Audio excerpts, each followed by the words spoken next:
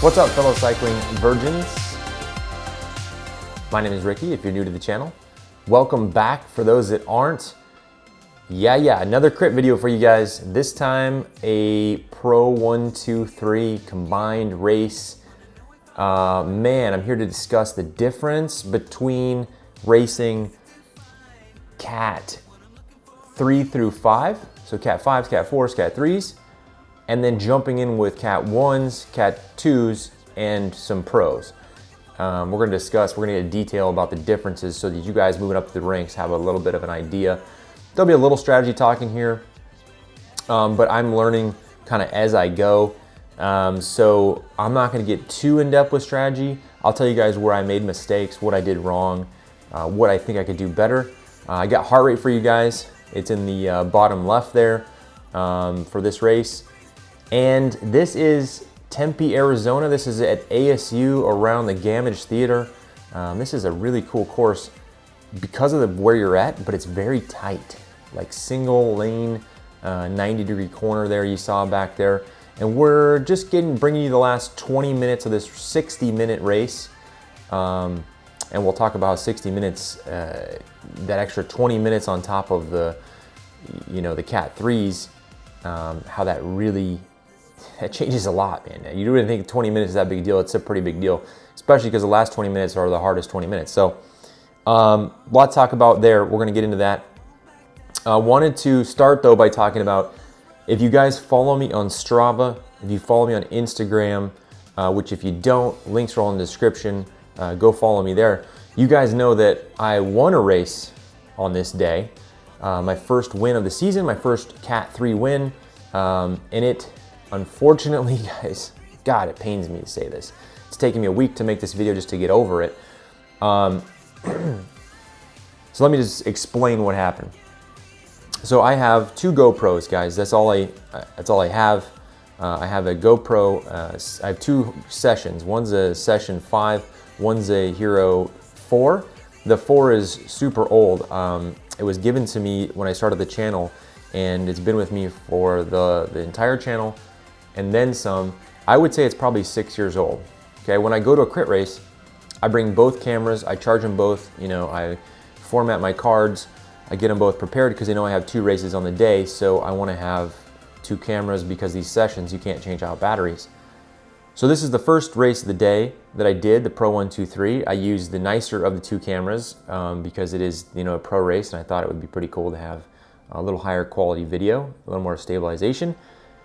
Anyway, it came out just as expected. Nice and came out great, and we're gonna get through this. But I go to start the 3-4 race. I pull out this old GoPro. I'm holding it in my hands right now looking at it. I did the same thing I always do. I charged it, formatted the card, guys, same thing. At the start finish line, we're ready to go. They're ready to blow the whistle. I hit the button. I hear the thing come on and then immediately shut off. The battery decided that it is done. And it decided it, of course, right at the start of the race that I've won this year. So I don't have the full GoPro breakdown for you guys. I'll throw across the finish right now. Probably this is me sprinting out of the last corner to take the win. Basically, I just kind of sat in, patrolled the front in that race, made sure no breakaways were gonna get away, and then the last lap I went on the second to last kind of straightaway, went into the last corner first, and then just held that gap to the finish line, and it paid off. Finally, got one, guys. But sorry, you can't bring you the GoPro footage. I'm saving my pennies to invest in a new camera so I can have two cameras so I can bring you these two races per day, and yeah, that's it. So I should have another camera soon. But sorry I can't bring you that, but it was this exact course, this same direction and everything, so you guys can get an idea of how I won. Basically, I started my sprint for the win for that 3-4 race right about here, kind of right at this stop sign. I went and I dove into this last corner, and I came out last corner first, and then I just and I held the guys off to the finish line. So anyway, I wanted to talk about that a little bit because I know you guys that follow me on Strava and Instagram saw the photos, saw the win and stuff like that, and they're like, where is it? Fortunately, I can't bring it to you. But we got the Pro 123 race, and I'll talk about the difference here. This was the first race of the day. So I approached this a little differently, knowing that I had a 3-4 race. And of course, we have our sprinter, Johnny, in this race, and we have like 6 or 7 other teammates. So we had a pretty big showing here. I think we were close to the biggest team, if not the biggest team. So my initial thought of this race and what Johnny kind of asked was that he just wanted to keep it together. Of course, he's a great sprinter. I think he's better than any sprinter in AZ right now. So if we can keep the race together, we have the advantage. Knowing that I had a race after this, my goal was to be near the front in case I did need to help with something, right? I wanted to be a last resort as far as helping with something because I really wanted to save some matches for the 3-4 race. So we have a lot of other guys here that are here to help, and but I wanted to be near the front so that if something was like a threat to stay away, I would have burnt matches and really went all in to get it back together for Johnny. What you'll see here is I didn't have to. We have enough strong guys, and the breakaway compositions weren't really right. And honestly, everybody's out here just riding super fast. I mean, it's just like, there wasn't a lot of attacks. The race just kept a very high speed. And it was hard to create an attack because of how tight this course is. I mean, if you look, it's like 2 bikes wide. If you go 3 wide, I mean, it feels super sketchy. So it was just guys attacking, but then somebody would kind of chase from the front because you couldn't attack from the back, because by the time you got to the front, there was a corner. So it's kind of odd. It's kind of odd in that sense. And the race just stayed super fast, despite what right now, for some reason, my mile an hour is all off. That's what I've noticed, the Wahoo, and when you upload the Wahoo, sometimes the speed isn't correct. Like, if you guys look at my Strava, I think I hit like 48 miles an hour in the last crit, which makes no sense. But it's accurate on, I don't know where it is. The Wahoo's kind of odd. Let's get into the differences between a Cat 3, Cat 4 race, Cat 5 race, and these pro races here. The first major thing is how tight. This is me talking and trying to share my experience with you guys as a new guy in here. How tight these guys stay together, how close they're willing to ride to each other, and the trust they have in each other. That's the biggest thing, guys. That, like, it almost is, it's scary to me. And so I'm opening little distances that I shouldn't be opening, that are costing me energy, because I'm just like not comfortable being that close. Does that make sense? Like, and that's something that I think that these experienced riders like Jeff in his videos, like, he's so far beyond that thought that he's just talking about strategies on, like, you know, how to win these pro races, where as a new guy, like, I'm just like, it's just crazy how tight these guys are to each other, you know, all the time. That's the number one, like, besides the obvious, just like, it's a harder race, like physically harder, like you're pedaling, you know, just a higher average wattage. You know, it's just how close people race, especially on this tight little course. These corners, like this corner right here is super sketchy. There's a bump out of this corner that kind of wanted to kick your rear tire around, and you're coming out of there at, like, you know, almost 30 miles an hour. The race, I think, averaged 29 miles an hour around a course that is super tight. So, but everybody just rides super tight, and it's like, it's almost like this people are the sense of urgency is too high for what's actually going on, I think. But at the same time, I was just kind of looking at the road, making sure that the breakaways that went were small enough that I didn't have to get up to the front. Like, what I kind of told myself And what Johnny and I talked about, what the team talked about, was if there is a breakaway that we're going to work to bring back, you know, it's got to be a, you know, a big threat. Like a two-man move on this kind of course with this kind of riders, with this many teams, just wouldn't work. So it had to be like a 4 or 5 man. If I saw that, I would have sprinted the front and then put in a good pull and then, you know, started rotating and bring that back. But I never saw that. Like the most you see was 2, and then the speed would pick up, and yeah. So anyway, first thing you notice is how crazy tight people want to stay to each other. And there's nothing that's going to train you for that except doing these kind of races. By the end of this race, I was 10 times more comfortable being on someone, like within inches of somebody, I should say, rather than feet. That's kind of the difference, right? Like a 3-4 race is like feet, this is like inches.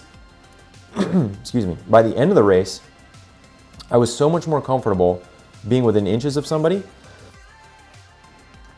that like I could feel that it was easier to go around in a lap, like wattage wise. Yeah. So anyway, you have to get out and get that experience, and I totally understand the system now. The system of the ranking system of like starting as a Cat 5, do your 10 races, go to Cat 4, get your points, learn how to ride at the front, go to Cat 3, start riding at the front at a faster level or faster pace, riding closer to the guys in front of you, you know, and then you go to Cat 2, and it's the same thing. You know, you're kind of ranking up, and it's not necessarily based on fitness, and that's why I understand that even if you're a pro mountain biker and you come out here, you still got to do your 10 races of 5, you still got to go through the ranks, and you absolutely should, because nothing trains you for this. I don't care how skilled of a mountain biker you are. Nothing trains you to be inches away from, you know, 3 guys all around you going into a corner. And you'll see here on the second to last lap, I go into a corner, someone goes underneath me, like literally shoulders me, I hit the guy next to me, I like pinball off 2 people, but we all stay upright because we were all, you know, I don't want to say I'm very experienced, but I've been in situations where I've been bumped, and I know how to react, I know how not to overreact. And it was a shoulder-to-shoulder contact, and it was clean, and it was just like, he's moving through, bang, bang, and we all stayed up, and we all just kind of shuffled. Ultimately, it lost me a bunch of momentum, and it was a great move by the guy who did it. I think he ended up 3rd, he ended up with a podium, I don't want to say because of that move, but he knew where he was going. He's a very experienced rider, and he took the position and needed to move up, and it was pretty eye-opening. I was just like, holy cow, go ahead, man, you know. My job was pretty much done at that point. Johnny was up near the front, and you know, I had policed the front, as you see right now. Like I'm 10 or 12 riders back. That's kind of where I wanted to hang out, so that I could get to the front if something needed to move, if I needed to go after something. And by that time, by the time people were bumping me out of the way, Johnny was already, you know, top 5 and ready to be in a position to sprint. He's great at doing that. Luckily, he's great at floating on his own, because I don't think, and I love all the guys I race with, and I don't want to talk bad about them, but I don't think, including myself, any of us can really lead Johnny out, in the sense that we're not strong enough to create that kind of 1-2 punch of a lead out that Johnny needs. Like he's got to kind of free float, because he's up there racing against like pros like this kid to the left of the screen here in the green, and then, you know, like there's Landis Cat 1s. I mean, he's just up there racing against guys of his caliber, and the rest of the bike house team, you know, I'm sure there's a few exceptions, we're all kind of a little behind as far as fitness goes, so fitness and speed. So Johnny's kind of got a free float in those last couple laps anyway, but we made sure that the race was together so that he could do his thing. So by the time I'm getting bumped out of the way on the second to last lap, I was kind of like, yeah, no, go ahead, man. I'm just kind of cruising. I'm saving my legs for the race that's coming up after this, which is the 3-4 race, which I want to win. And I went out and did, which I'm super stoked about. Which, thank you to all my teammates that helped me out in that race, keeping it together. And I was able to sit in and conserve. And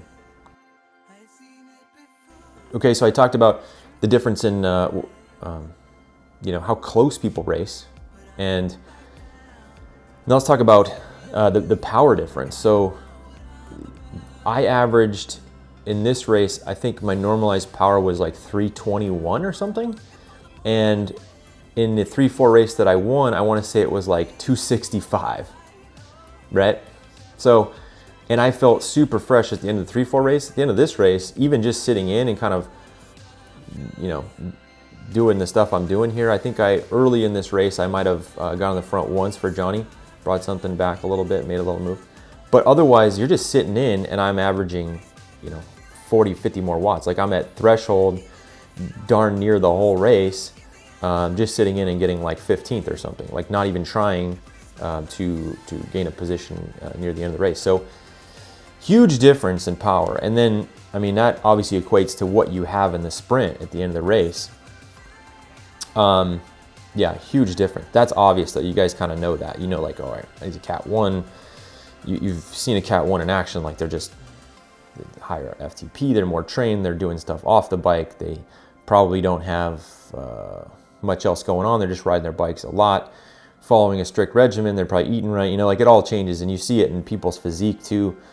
You know, looking at the camera here, looking at the guys you're racing, like these guys, they're all built. They're not out here messing around eating McDonald's. They're doing the things on and off the bike. They're training hard, and a lot of these guys that are Cat 1s pros have been doing it for, you know, 20 plus years, 15 years, 10 years.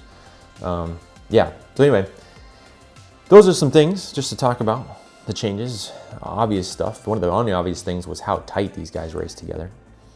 What was going on? I was going with the 3-4.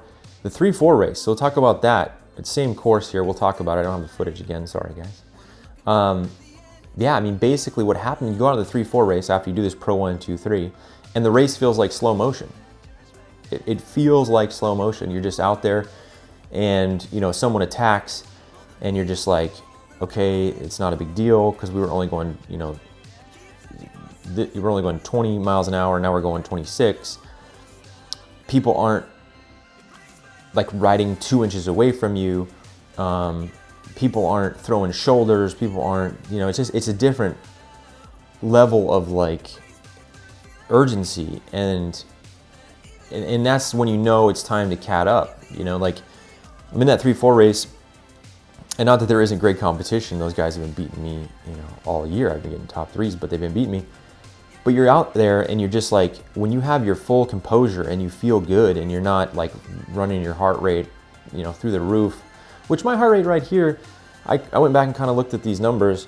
I've had a max heart rate, guys, just so you know, on training rides, like a Gainy Tuesday group ride of 192.